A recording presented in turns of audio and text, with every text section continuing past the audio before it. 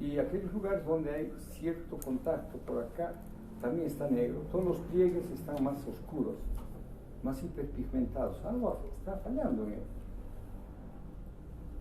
Muy bien, entonces vamos a estudiar ahora a otra estructura que es interesante desde el punto de vista fisiológico y médico. Médico porque todavía sigue siendo un problema nuestro en salud pública la tuberculosis. Sigue siendo. Pese a todo lo que se hace, sigue. Porque es un índice, ni modo, el aumento de la tuberculosis es un índice de subdesarrollo. Es un índice de pobreza, es un índice de mala alimentación. Bien. Y la tuberculosis nos puede dañar todo. Nos da meningitis tuberculosa, abscesos tuberculosis, tuberculosis pulmonar, tuberculosis miliar, tuberculosis intestinal. Y hay una que da la tuberculosis renal, y recuerden que sobre el riñón hay una glándula, la glándula suprarrenal. Y cuando observamos y hacemos un examen de esa glándula con ecografía, vemos que está mal, alterada, y resulta que este señor que tiene tuberculosis renal, además, se afectó esta glándula, y ahí es cuando estamos viendo este problema que se llama un síndrome de Addison. El síndrome de Addison es una insuficiencia de la glándula suprarrenal. Y el primer paciente que vimos es un paciente con enfermedad de Cushing, que es al contrario, una hiperfunción del sistema adrenocortical. Bien, dos extremos entonces que vamos a comprender por qué y cómo. Y para ello, nuevamente hagamos recuerdo les he dicho en un principio, nuestro eje hipotálamo, hipófisis, órgano blanco. Empezamos entonces con el hipotálamo y a nivel hipotalámico vamos a describir la presencia de una hormona que es la CRH. Ya podemos ver entonces hormona liberadora de corticotropina. Segunda, esta hormona, mediante, sabemos, un transporte por el sistema porte hipofisario, no se olviden, mis alumnos se olvidan mucho, por este mecanismo de transporte porte hipofisario. Disculpe, ya me envían 2 horas, buenas tardes.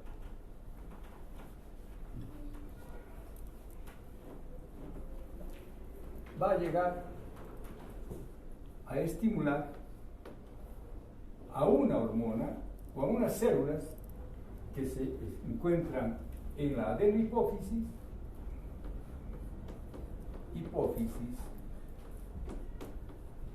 y nos libera o estimula la producción, síntesis y liberación de la hormona adrenocorticotrópica, ACTH. Estimulada la hipófisis y liberada la ACTH, ella va a dirigirse a su órgano diana, que es la glándula suprarrenal.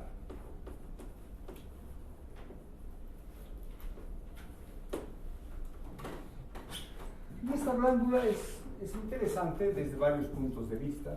Chiquitita, está en el polo superior del riñón, y esta glándula, que tiene más o menos una forma así triangular o de cono, tiene una parte central que se denomina la médula adrenal, que tiene otra función, la de producir adrenalina, noradrenalina. No está dentro de este eje. Y en este eje, la glándula suprarrenal, o el estudio de la glándula suprarrenal, nos va a interesar estudiar la corteza. Y la corteza tiene, o está dividida celularmente en 3 capas. La más externa le damos el nombre de zona glomerular,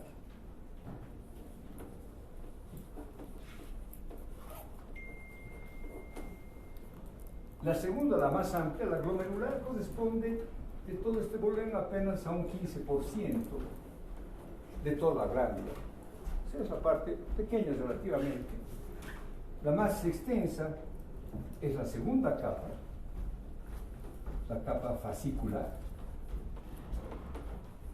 que aproximadamente corresponde a un 75%. Y la capa más interna, la capa reticular, ¿cuánto sería? 80, 90, nos queda un 10%. Aproximadamente, pequeñas variaciones de acuerdo a los autores, pero la más extensa, la más amplia, capa fascicular, la segunda en extensión, la glomerular, y la tercera en extensión, la más pequeña, la capa reticular.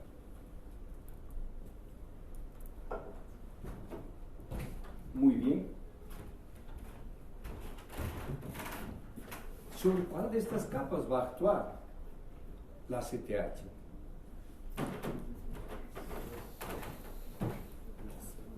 Primordialmente va a actuar sobre la capa fascicular. Primordialmente. Muy poco sobre las otras capas, sobre la reticular, muy poco. Y bien, ¿y por qué será así? Bueno, porque vamos a tener que estudiar ahora, antes de seguir adelante, vamos a tener que estudiar qué hormonas, o mejor, la ACTH, al actuar sobre la glándula suprarrenal, la ACTH, 41 aminoácidos aproximadamente, actúa sobre esta glándula y va a actuar como, ahora sí, ¿qué tipo de receptor tiene esta ACTH?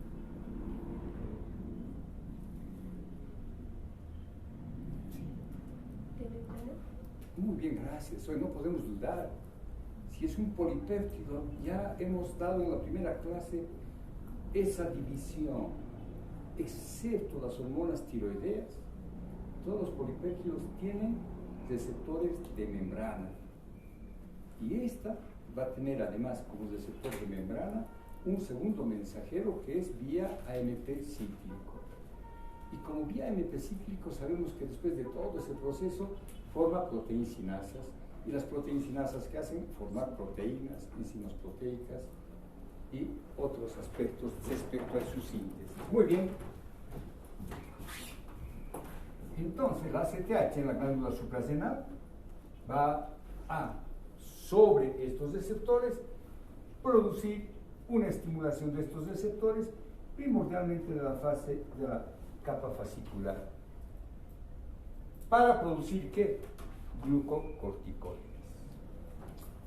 Entonces yo podría decir algo interesante. Voy a extraer otra información sintética y voy a decir que la capa glomerular tiene primordialmente la producción de aldosterona, mineralocorticoide. Bueno, no primordialmente, sintetiza aldosterona. Y está dentro del capítulo de mineralocorticoide. ¿Por qué? Porque su función va a ser justamente en relación a la reabsorción de sodio, reabsorción de agua. Mineralocorticoide. Muy bien. La segunda fase, la segunda capa, la capa fascicular, tiene la función de sintetizar primordialmente cortisol. Y la tercera capa, la capa reticular, tiene la función de sintetizar primordialmente andrógenos.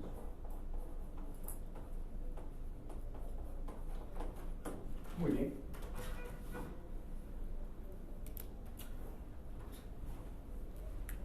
Bueno, ahí está, eso es todo, sería lo que tendríamos que explicar hoy día. Pero me interesa un poco indagar algo más. Entonces usted nos dice que tenemos esto, la CTH que tiene receptores de membrana, estimula a estas capas, se produce el cortisol y el cortisol va a actuar sobre algún receptor. Es una hormona que tiene que actuar sobre algo, sino para qué se ha liberado. Y bien, la aldosterona, el cortisol, los andrógenos, tienen receptores nucleares. ¿Qué significa esto? Que su composición es esteroidea. Son esteroides. Muy bien, entonces tengo que ver de dónde vienen. Y voy a tener que recordar algo bien bonito. Me gusta, oigan.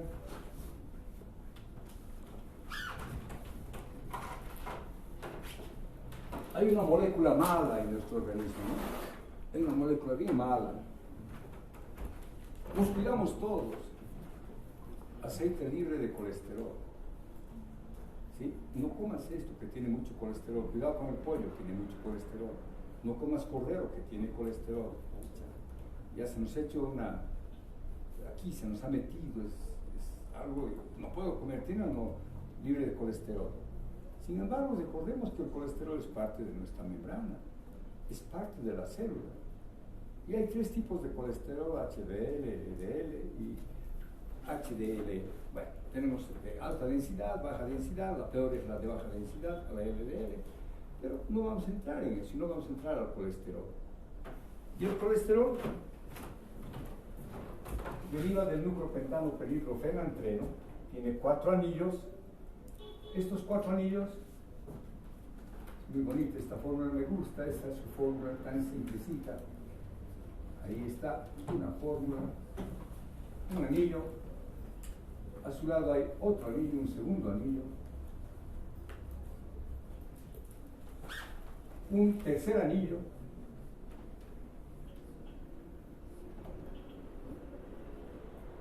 y un cuarto anillo. De ahí nuestro fabuloso colesterol, y de aquí viene un C y un aquí, y existe no sé qué. Aquí hay un OH,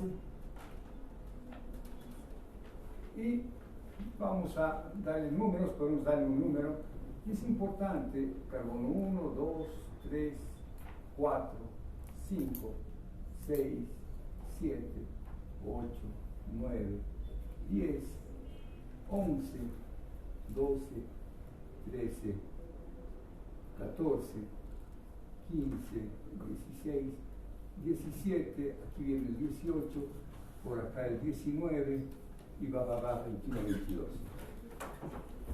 No soy bioquímico, no me vengo a lucir en las fórmulas, tiene una explicación y una importante razón de saber esta numeración y la conformación de este colesterol.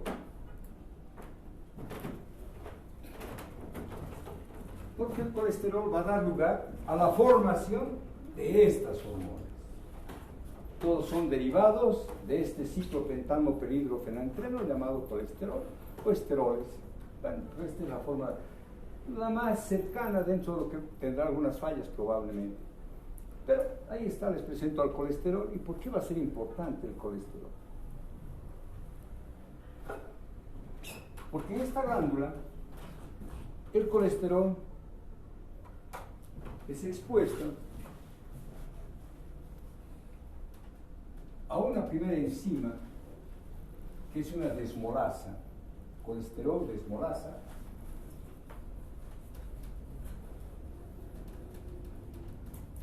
y va a dar origen, ahora ya no me interesan las fórmulas, pero sí nos va a interesar luego, nos interesa que la desmolasa o la acción de la desmolasa sobre el colesterol va a dar lugar a una primera molécula, y tengo que aprenderme la pregnenolona.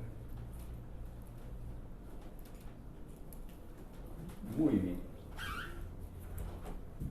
La pregnenolona, a su vez, gracias a una hidroxilasa, se convierte en progesterona.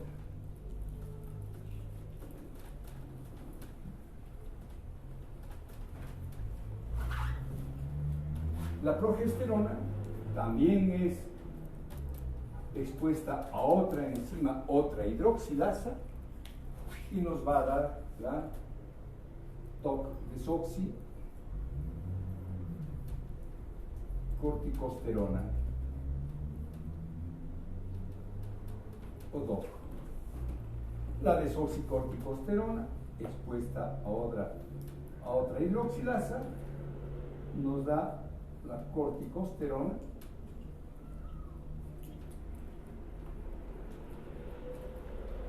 y finalmente cuando se expone a una liasa tenemos la formación de la aldosterona.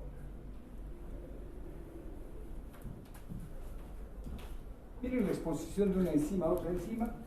¿Cuál es la importancia? Que no lo aprendí, pero si yo voy a introducirme al estudio de las alteraciones genéticas metabólicas, como hay apenas desde recién nacido, hay fallas metabólicas, entonces va a ser importante porque esas fallas metabólicas, pues la 17 hidroxilasa no está presente, por lo tanto no se ha transformado de pregnenolona a progesterona y vamos a tener un síndrome con alteraciones genéticas de la formación de los órganos genitales. Bueno, vean qué importante es. Pero no me he aprendido, ya se aprenderán ustedes cuando estén en endocrinología. Pero yo debo saber que este colesterol forma estas gracias a la exposición de estas enzimas hidroxilasas, que se va a hidroxilar a la posición 17, a la posición 21, a la posición 13, pero si se aprenden ahora, mañana me es olvidarse. Yo lo que tengo que saber es que la exposición del colesterol a una primera molécula, que es una desmolasa, me da la pregnenolona. Y luego, sucesivas hidroxilaciones en diferentes carbones me va a dar la formación de la aldosterona. ¿Pues esto? Muy bien. Ya está. Ya tengo entonces de que en la capa glomerular se forma la aldosterona gracias a la acción de estas enzimas, partiendo de este núcleo central que es el colesterol. Muy bien. Paso siguiente. La pregnenolona, también otra hidroxilasa, me va a dar la hidroxipregnenolona. Hidroxipregnenolona. La progesterona, también expuesta a otra hidroxilasa, me da la hidroxiprogesterona.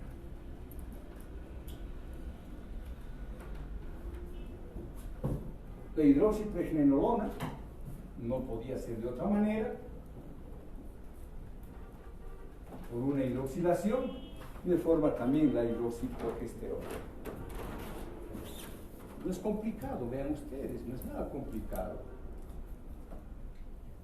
La pregnenolona, por hidroxilación, se forma la hidroxipregnenolona. La progesterona, por otra hidroxilación, forma la hidroxiprogesterona. Pero además, la hidroxipregnenolona puede formarnos la hidroxiprogesterona. La hidroxiprogesterona, gracias a otra hidroxilasa, va a formar el desoxicortisol, y por una liasa se forma el cortisol.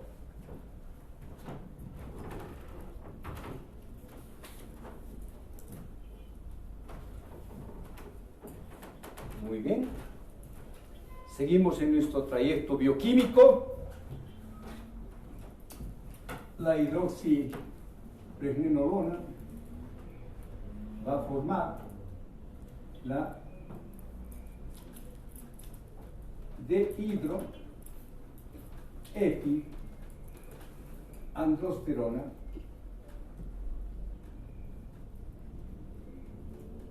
gracias a una liasa, y la dehidroepiandrosterona forma la androstendiona.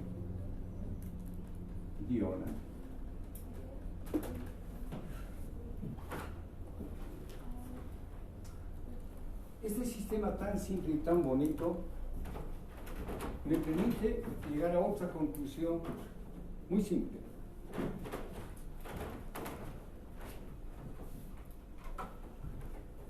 La formación de la aldosterona desde el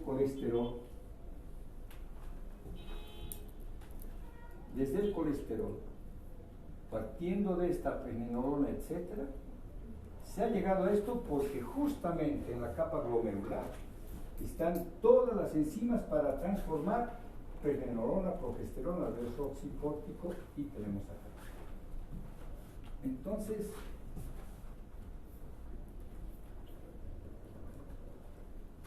y digo, todo esto corresponde a la capa glomerular. La capa glomerular tiene todo el sistema enzimático para formar aldosterona desde pregnenolona. Muy bien. ¿Dónde va a estar principalmente el cortisol? En la capa fascicular. Y bien, entonces la capa fascicular, en verde, el cortisol es la molécula última y esta corresponde entonces, esta vía la voy a observar en la capa fascicular.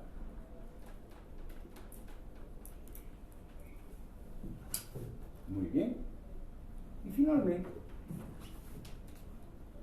estas que son hormonas androgénicas, que es la parte final, androstendiona y la dihidroestradiol y corresponde la formación en la capa reticular.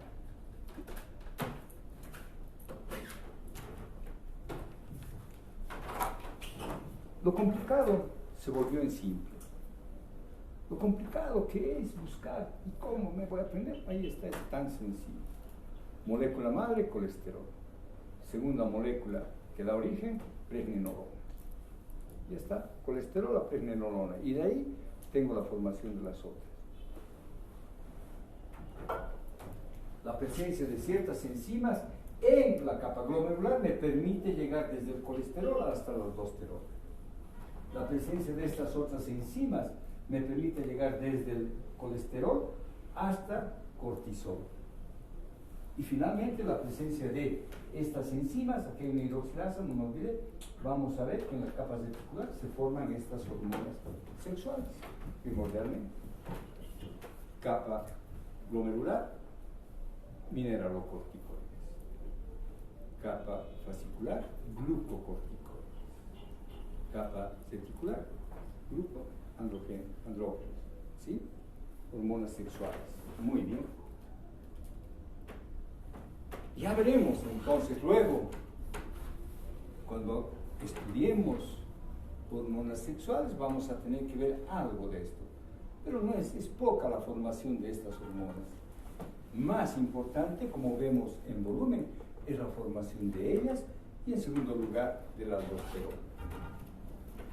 Bien, ¿alguien recuerda qué hace la aldosterona? Muy bien, joven. Como tal es la reabsorción de agua y excreción de potasio. Falta, ¿qué nos falta? A nivel del tubo contorneado distal. Diablos. Eso sí, la azúcar. Intercambia sodio-potasio. Se absorbe sodio, excreta potasio, por una parte. Y por otra parte, se absorbe sodio y excreta hidrogenionas. Dos mecanismos de acción. Entonces, ¿qué está haciendo? Está ahorrando sodio. Esa es su función. Y al ahorrar sodio, ¿qué está haciendo? Está trayendo agua por ósmosis. Entonces, ahorra agua y ahorra sodio. Ni modo, estoy estudiando este eje, hipotálamo, hipófisis, organoblano, y he estudiado en cardio, he estudiado yo. Sí, he estudiado en cardiología, he estudiado en renal, el sistema renina, angiotensina, aldosterona. He estudiado, esto es un replacito, digamos, de ustedes, que se han sacado 35 todos en el último examen. ¿No es cierto? De renal, justamente de renal, todos tienen 35, entonces deberían saber que irónico, ellos no lo saben, no puedo creer.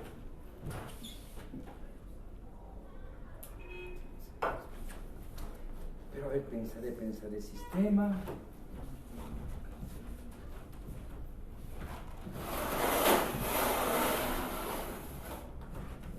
Sistema renina, angiotensina, aldosterona.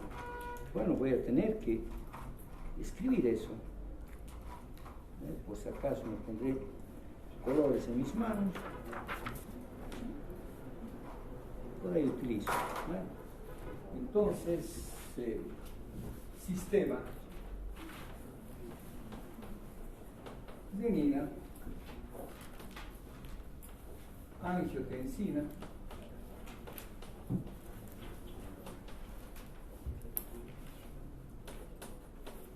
aldosterona. Bueno, ahora no necesito mucho esfuerzo. La aldosterona sé que se está formando en la glándula suprarrenal, en la capa glomerular. Muy bien. ¿Dónde se forma? Entonces acá vamos a poner entre paréntesis glándula suprarrenal. ¿Dónde se forma la renina? En el riñón, en el aparato yuxtaglomerular. ¿Y dónde se forma la angiotensina? En el hígado. ¿Pero cómo? Angiotensinógeno, que se va a formar en angiotensina 1 y en angiotensina 2. ¿No es cierto? Entonces, acá tenemos que poner que es sistema renina-angiotensina, es justamente la renina que hace. La renina es una enzima que convierte el angiotensinógeno en angiotensina 1. Muy bien, renina. Entonces pongamos acá un intermedio. Angiotensinógeno. Otro intermedio. Angiotensina 1 y angiotensina 2. Es así, ¿no es cierto? Pero se abrevia sistema renina-angiotensina aldosterona. Muy bien. ¿Recuerdan ustedes cuál era el estímulo de la renina?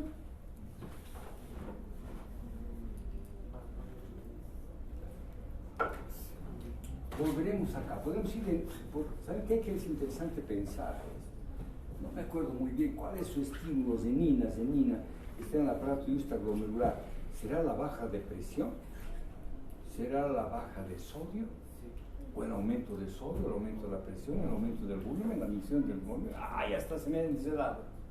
¿Cuál es? Sería como tal el incremento de potasio, la reducción de sodio, es otro estimulante, y también lo que es la baja presión arterial. ¿Y cuál es el estímulo para la aldosterona? Recuerden que la angiotensina 2, es un vasoconstrictor o vasodilatador. Es vasoconstrictor, ¿verdad? ¿Sí o no? Y como vasoconstrictor va a aumentar la presión y va a aumentar que la reabsorción o la disminución del flujo sanguíneo a nivel renal. ¿Para qué? Para usar agua. Bueno, pero es otra cosa, ¿no? Bien, la aldosterona entonces, ¿qué hemos dicho que produce? La aldosterona es la Reabsorción de sodio y excreción de potasio. de sodio, Y los humos. excreción de potasio. Bien, nos interesa sobre todo la reabsorción de sodio. Eso es lo que va a producir. Entonces, ¿cuál ha sido el estímulo para la aldosterona? La angiotensina 2. No hay duda. Solita nos estimula la angiotensina 2. ¿Y quién le estimula la angiotensina 2? La renina. Bien, para que produzca reabsorción de sodio, ¿cuál ha tenido que ser el estímulo? La disminución ¿de qué? De sodio. ¿Sí? La disminución de la presión arterial. Exacto. La disminución de sodio produjo la estimulación de angiotensina. El angiotensinógeno está permanentemente liberándose y sintetizando en el hígado. Está ahí. Cuando hay más renina, ¡pum!, se activa inmediatamente al angiotensinógeno para transformarla en angiotensina 2 y producir la liberación de aldosterona y de absorber sodio. Muy bien, entonces, ¿cuál es nuestro estímulo para la liberación de la aldosterona? La disminución de sodio. ¿Cuál es la respuesta? Aumento de la absorción de sodio. Así de simple. Ese es el eje. Muy bien, entonces esto hace el eje y vemos que es interesante, esa glándula suprarrenal que produce aldosterona no está dentro del eje hipotálamo, hipófisis, órgano blanco. Recuerden, es muy importante, no está.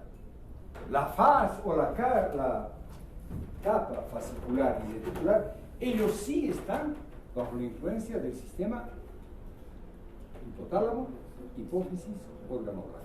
¿Estamos de acuerdo? Muy bien. Entonces hemos logrado ahora que gracias a la CRH que se produce allá, se estimula la hipófisis, se libera CTH, la CTH actúa sobre estas dos capas primordialmente, sobre todo sobre la capa fascicular, mediante el sistema de segundo mensajero AMP cíclico. Y luego los glucocorticoides, que es nuestro gran interés, porque esto de hacer su aldosterona va a actuar a nivel renal y se acabó, no hay más.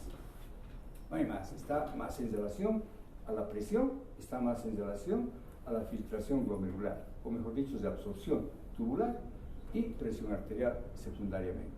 Se acabó. Pero nuestro gran interés está en el cortisol.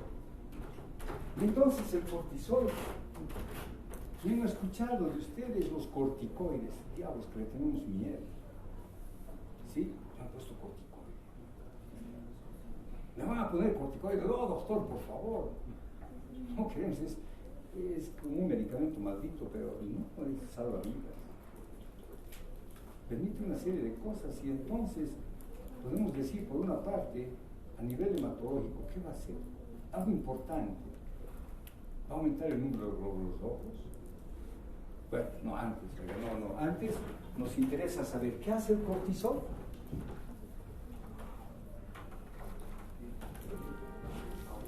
El cortisol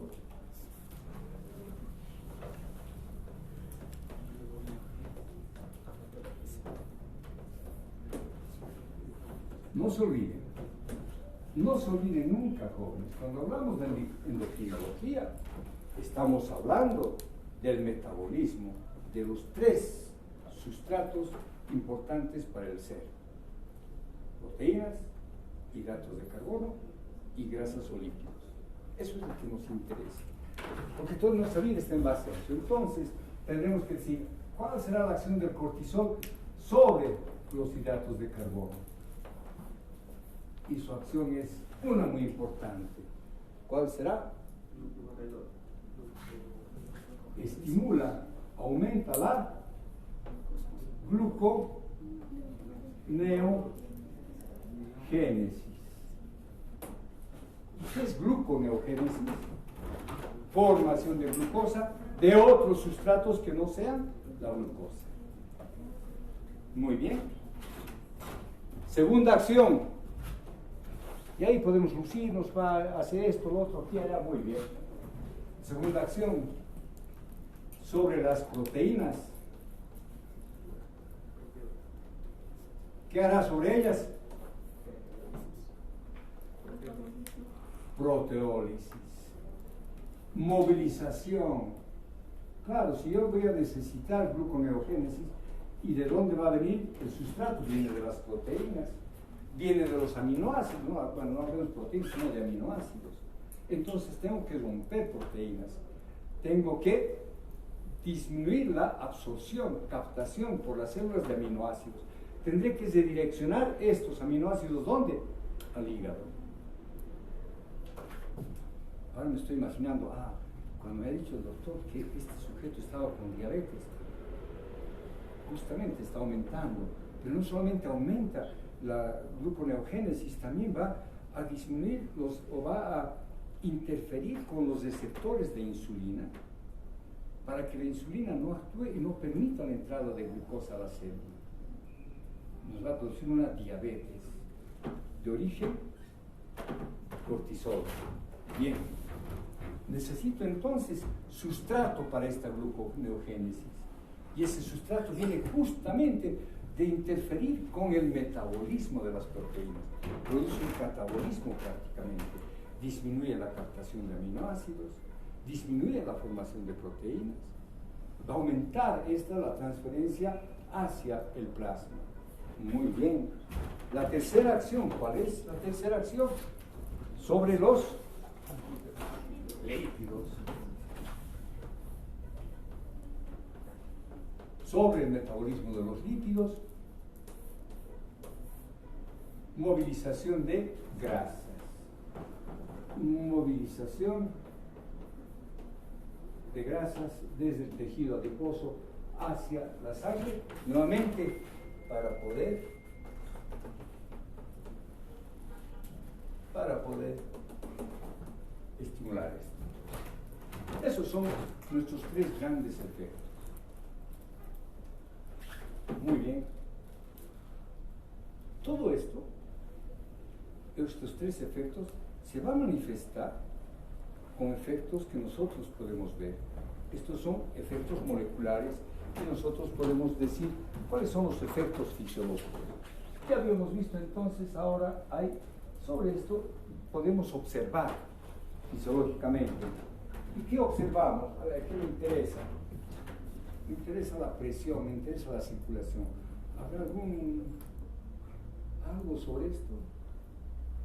Sí, aumenta la fuerza de contracción. Muy bien. Cuando toman mucho tiempo corticoides, les da tendencia a la gastritis. Bueno, no me va a poner gastritis, no. Entonces, ¿qué hace? Aumenta la secreción de ácido clorhídrico. Muy bien. Y de pepsina. Bien. ¿Qué más? A nivel renal, ¿habrá alguna acción? Sí, retención de líquidos. A nivel hematológico, dos grandes efectos. Uno sobre los glóbulos rojos y blancos. ¿Qué va a hacer a nivel de ellos? Va a aumentar glóbulos rojos, aumenta la formación de polimorfonucleares, disminuye la formación de eosinófilos, linfocitos y basófilos.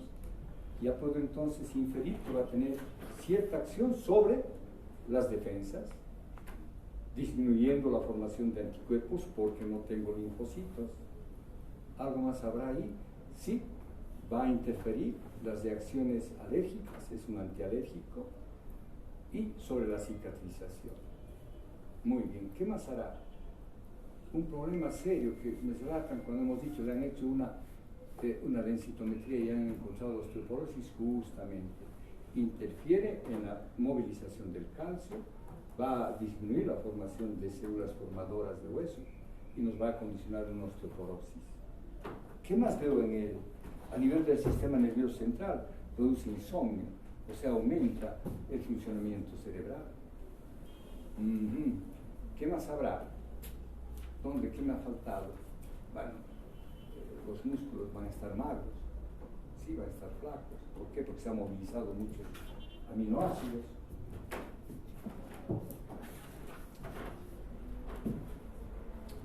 Y este es nuestro fabuloso sistema. El segundo órgano, la segunda glándula, primero fue la tiroides, ahora la glándula suprarrenal, y la próxima veremos aquello que también es otro problema. Este es un problema primordialmente iatrogénico, es decir, el uso indiscriminado de los corticoides está llevando justamente a los problemas que mencionamos. Bien, pero es una hormona de estrés. ¿Por qué será de estrés? Porque necesito siempre que glucosa para comenzar a trabajar. Es de estrés. Sin glucosa no funciona. Entonces está hecho para qué?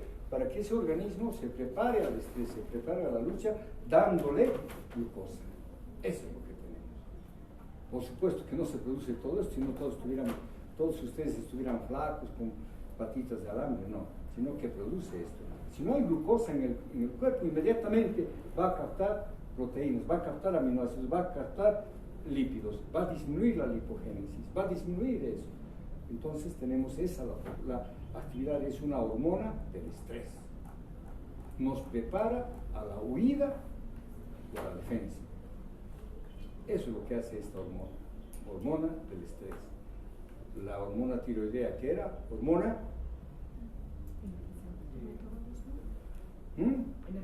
energía. Sí, eso nos da energía, nos despierta, nos mantiene activos. Muy bien, y la próxima vamos a entrar a otro problema. Les decía antes, perdón, tiroides es un problema de salud pública.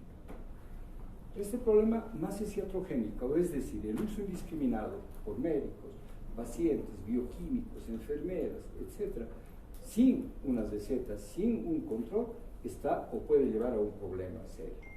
¿Ya? Entonces es un problema de salud pública desde ese punto de vista.